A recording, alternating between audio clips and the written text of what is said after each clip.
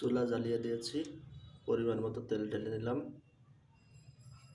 এরপর একে একে আগে কেটে রাখা মশলাগুলো দিব। প্রথমে কয়েকটা কিছু জিরা দিয়েছি, এরপরে রসুন দিলাম,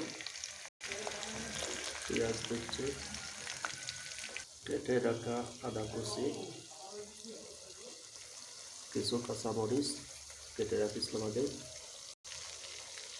নেড়ে ছেড়ে সুন্দর মতো কষিয়ে নেব।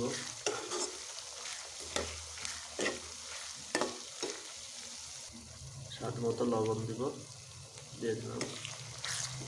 এবার মশলাটা ভালো করে কষাইতে হবে, যতক্ষণ লাল বর্ণ না হবে, বাদামি বর্ণ না হবে, ততক্ষণ কষাইতে থাকবে। এরপর গুঁড়া মশলা দিব,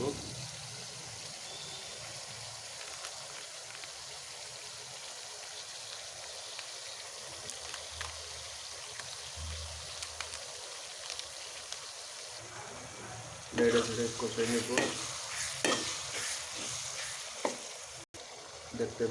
দেখতে পাচ্ছেন মশলাটা সুন্দর কষানো হয়েছে, বাদামি বর্ণ ধারণ করেছে। এখন আমরা মাংস দিব।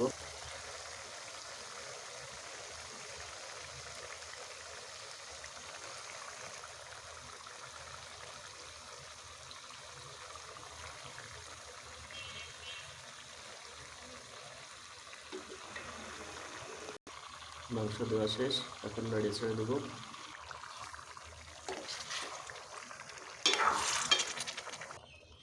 সুন্দর করে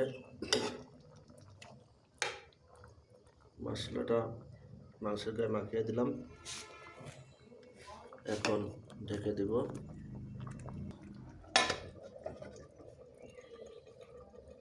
হালকা জালে রান্না হবে।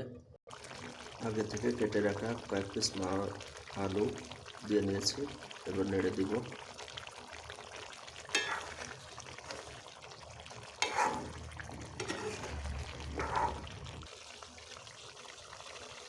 রান্না প্রায় শেষের দিকে, সামান্য একটু পানি দিয়েছি ঝোলের জন্য।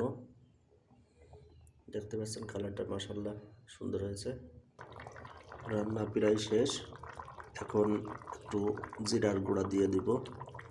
দেখতে পাচ্ছেন এটা মাংসের স্বাদটা একটু বাড়াই দিবে।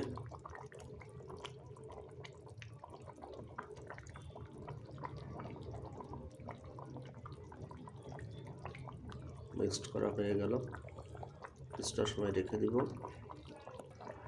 রান্না শেষ, এখন একটু চেখে দেখব লবণ মরিচ সব কিছু স্বাদ মতো হয়েছে কিনা।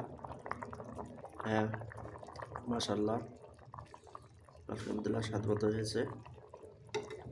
সবাইকে অনেক অনেক ধন্যবাদ ভিডিওটি শেষ পর্যন্ত দেখার জন্য। আল্লাহ হাফেজ।